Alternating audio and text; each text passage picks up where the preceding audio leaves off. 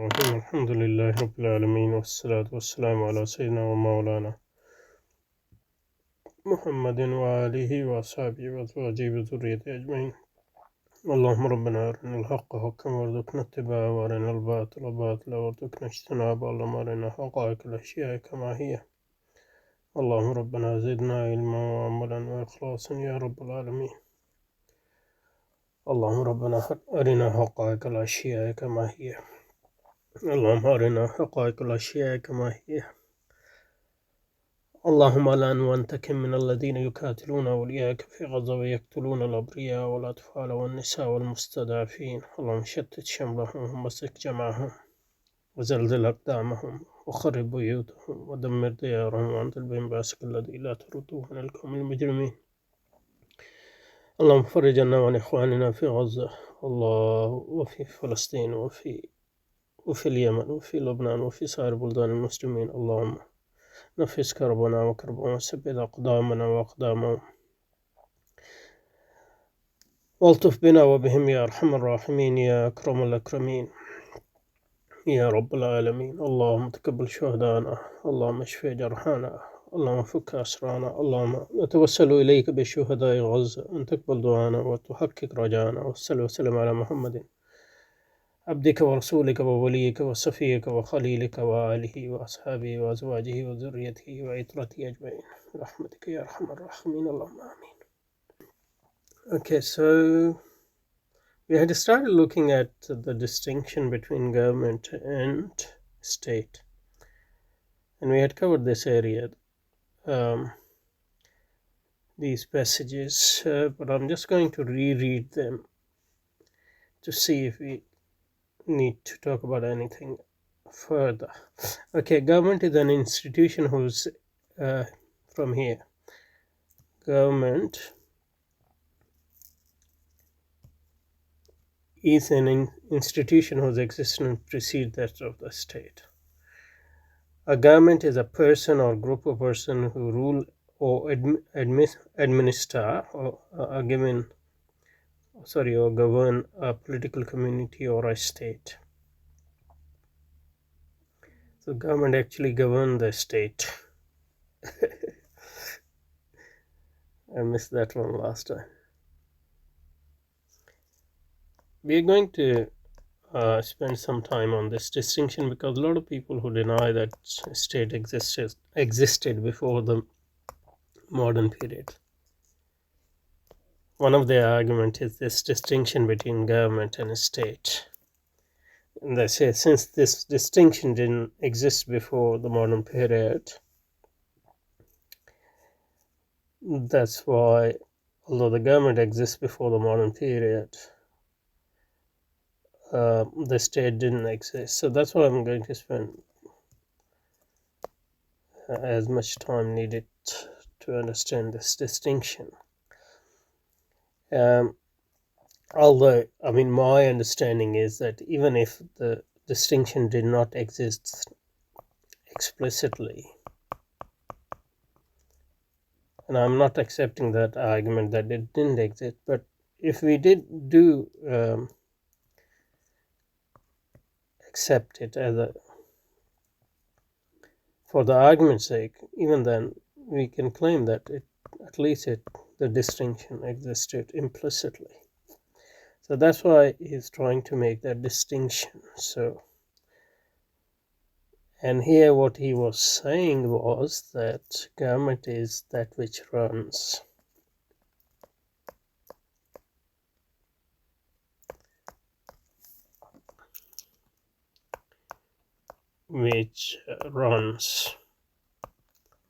The state. So it seems like the state here is some sort of a structure. Let's go back. And he says that state or political community, as if political community and state are the same thing.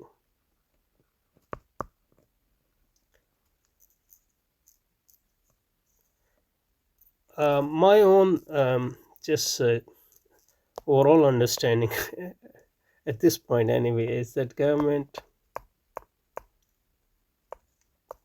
The state are both the governments. So this is government, and this is also government, an administration or whatever.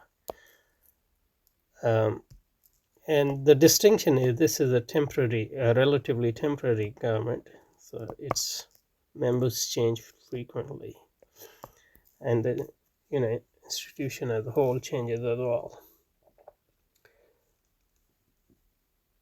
On the other hand, the state is a permanent form of government.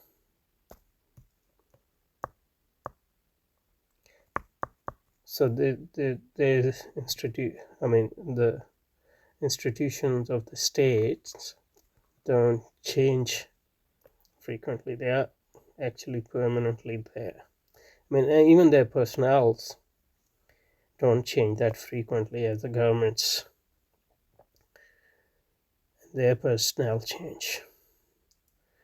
So that's the state is more stable structures of governance. On the other hand, government is more temporary and of changing structures of government. And that's why when people say deep state, it's a bit redundant because the state is by definition deep. So here he's saying government is an institution whose existence precedes that of the state. Government is a person or group of persons who rule or administer or govern a political community or a state. For government to come into being, there must exist a public. So now he's going to, so government exists when there is a public. So ruling within a house is not government. Although ancient philosophers always talk about the government of household. Like, for example, Aristotle, I'm sure, talks about it. Which book I don't remember, maybe Ethics or Politics, or in one of those books anyway. And even in medieval period, even in early modern period, if you look at the great households in England, for example, their administration was the big thing. Like they are households at par with modern institutions, so they require government or governance. So anyway, but his claim is that the government exists when there is a public. When there is no public, there is no government. So government exists when people accept, willingly or not, the authority of some person or person to address matters of public concern, the provision of non-excludable goods, like common goods. I guess probably he's saying common goods, common weal, the administration of justice and defense against external enemies being typical examples until the emergence of the state. So he thinks that state didn't exist at some point in history.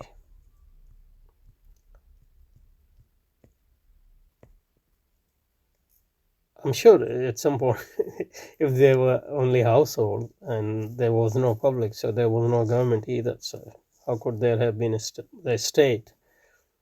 But he's making more general point, I think, that government existed for a long time while the state didn't exist.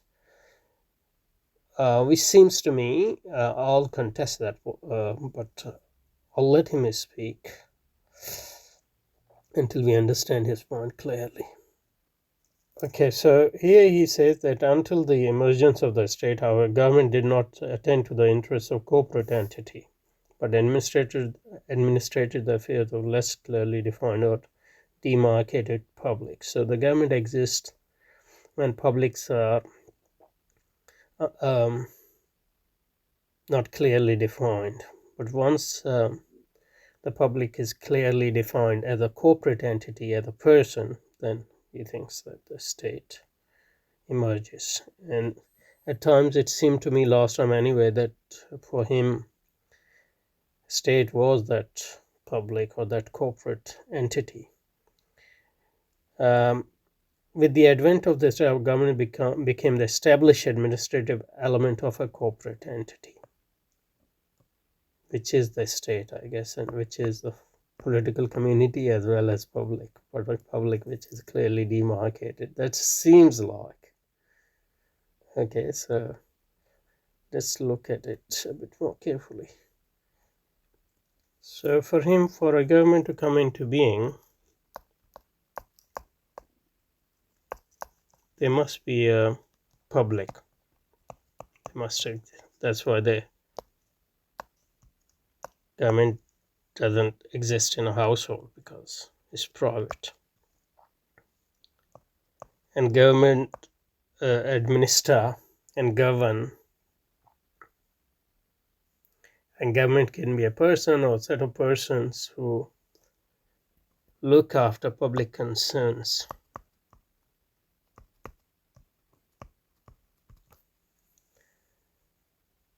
So government is the government of public concerns or administration of public concerns,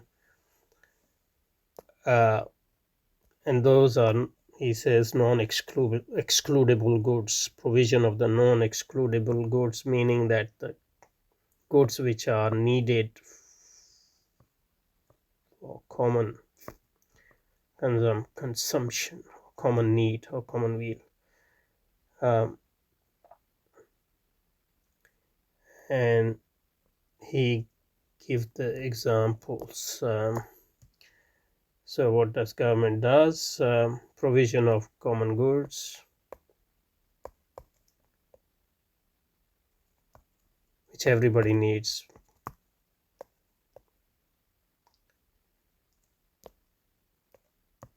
I guess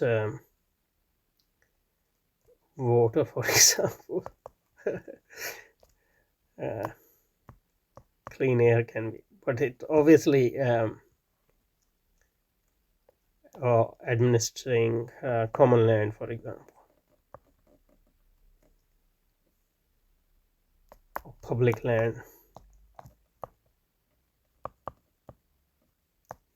justice, natural resources, for example, which are publicly. Justice, defense is one big thing, you know. The government would have armies and internal peace, so that would be police of some sort, etc. So that's a government for him. Okay, and then he goes on to say that until the emergence of the state, so a state emerged, according to him, after the government, and the government deals with public, which is less clearly defined. That's what he says, I think. Less clearly defined or demarcated public. But when public becomes a corporate entity,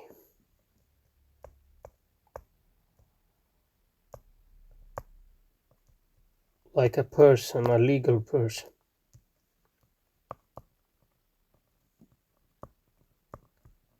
and this is something abstract, obviously.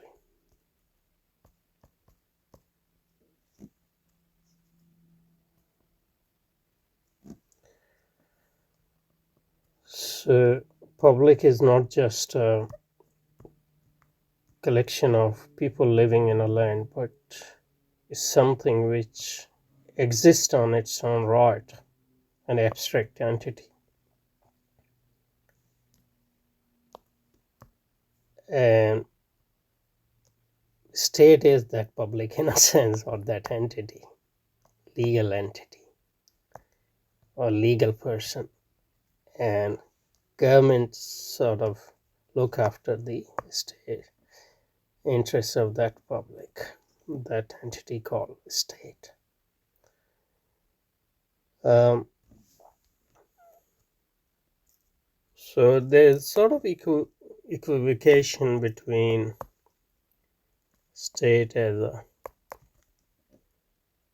public, clearly defined public or legal entity, corporate entity, legal person,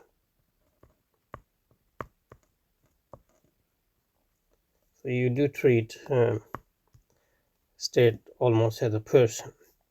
So, and that's less well-defined public, which are actual public, like which is actually actual public collection of people. So government used to look after the interests of this public.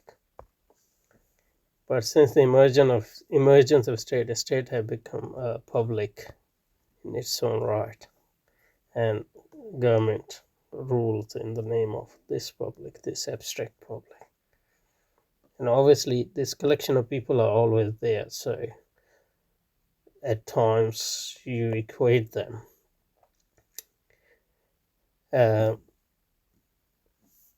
But they are not the same. So there's a lot of truth to that.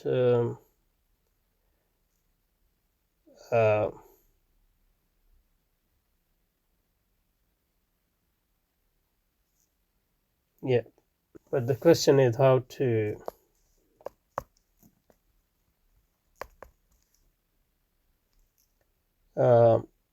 clearly and factually conceptualize this. So there's the government and there's the state, in a sense of a permanent government.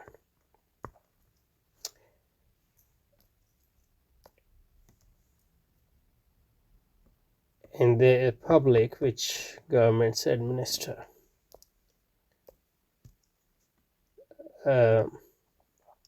Not just administer, but also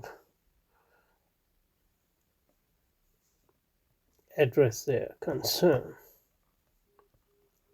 look after their interests. So that public is always there, the actual.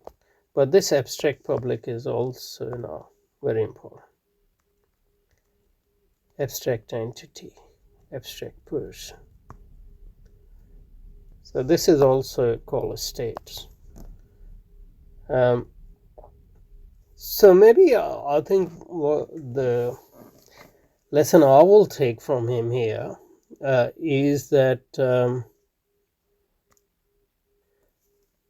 so you have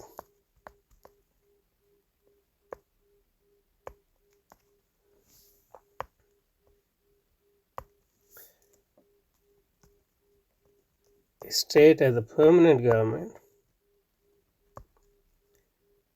a state as a legal entity. So we can differentiate between them, and then you have a government,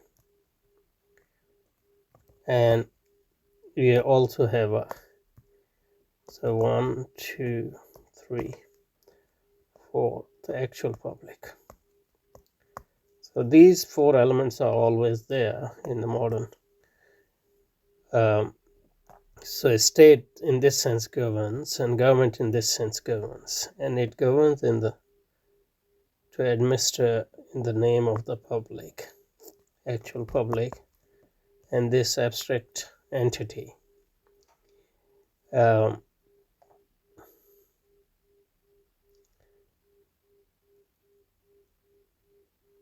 And obviously, this ambiguity between the actual public and the abstract entity and its interests is always important.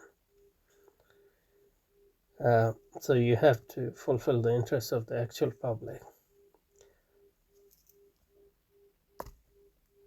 By state in this sense, the permanent government most concerned with this state, this legal entity, corporate entity, and its interests. Okay. And then he goes on to say, what does it mean to say that government is a corporate entity, and say it's a legal person, it can hold property.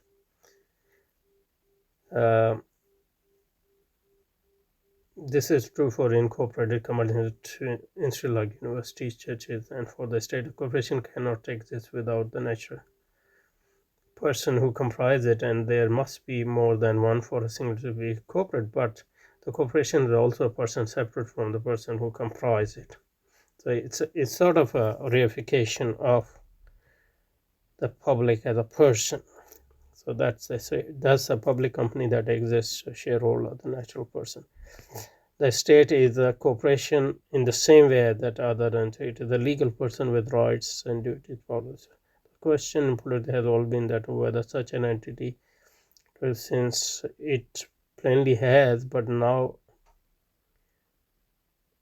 how does it serve? This is in part a question of whether its existence is legitimate. The legitimacy of a state is important. But when you but I think today we sort of hit the nail a bit because on the head. Because we were able to differentiate between two different senses of state. So legit, and that ambiguity, I guess, is important for the emergence and the continuate function of the modern state. So modern state, what we have understood today, sort of in a very basic way. So there's a government, and then there's a state in first sense as a permanent government, and they both exist for public concerns and their administration, and they both govern in the name or interests of the public.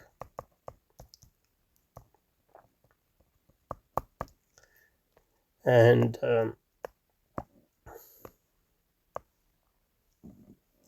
interests of the public. And they both draw their legitimacy from that. So the actual public has to see this and this, 1 and 2, as legitimate in order for these structures to continue existing. I think that much is clear in the long. But we have a state in a very different sense, as a state as a public, but public as a legal person,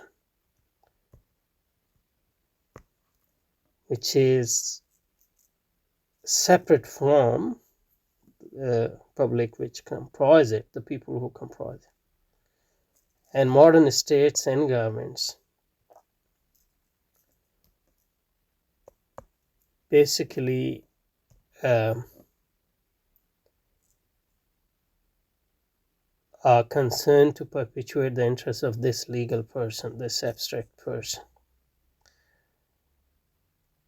And the legitimacy of this abstract person derives from the legitimacy of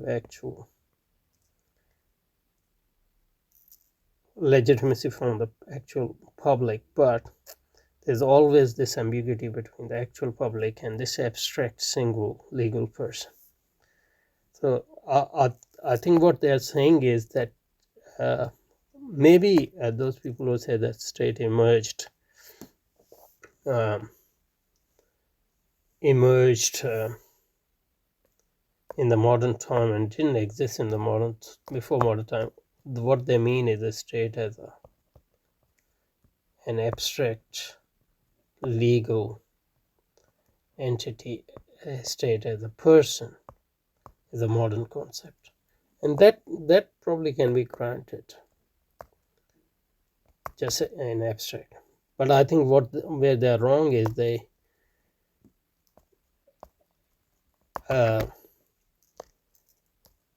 forget that there's a state in the sense of the permanent government, and that is the state in that sense that always existed to a certain extent, separate from the government.